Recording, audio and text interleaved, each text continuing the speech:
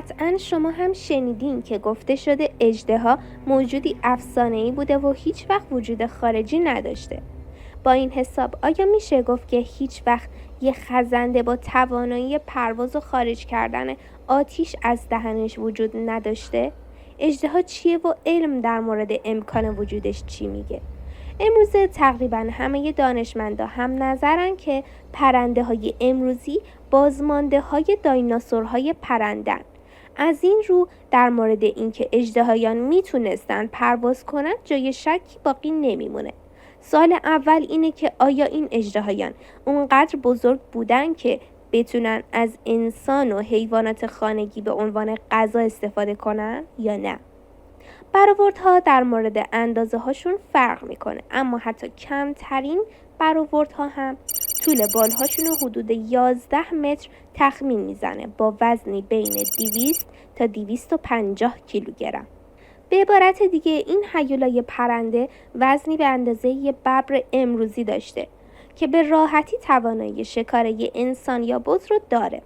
تئوری‌های مختلفی در مورد اینکه چرا پرنده‌های امروزی به بزرگی نیاکان دایناسورشون نیستن وجود داره.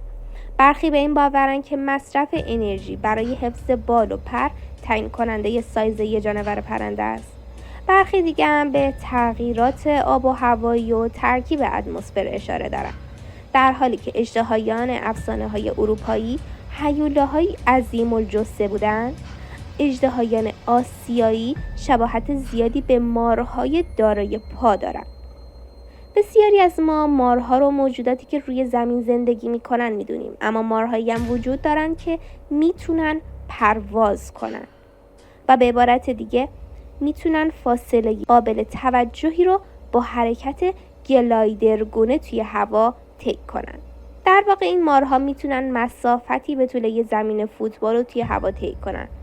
یه نمونه مار آسیایی با نام علمی تریسوپیلیا میتونه با پهن کردن بدن خودش تا 100 متر رو هم توی هوا پرواز کنه. بر اساس تحقیقات انجام گرفته بهترین زاویه برای پرواز یه مار زاویه 25 درجه است، در حالی که زاویه سرش به سمت بالا و دمش به سمت پایین باشه. در حالی که اژدهایان بیبال توانایی پرواز به معنای مرسوم رو ندارن، اما میتونن مسافت قابل توجهی رو توی هوا شیرجه برن. اگه حیوانی میتونست به نحوی مقداری گاز سبکتر از هوا توی بدنش داشته باشه، به راحتی میتونست پرواز کنه.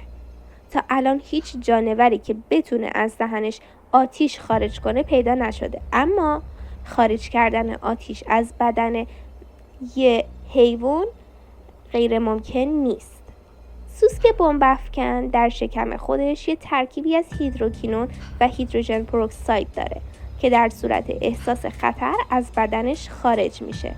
این ترشحات با هوا ترکیب شده و واکنشی انجام میشه که تولید گرما میکنه.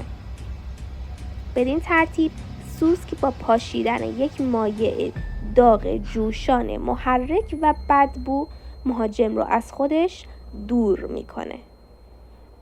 وقتی که یکم فکر کنیم میبینیم که حیوانات بیشماری همیشه ترکیبات اشتعالزا و تحریک کننده رو تولید میکنن.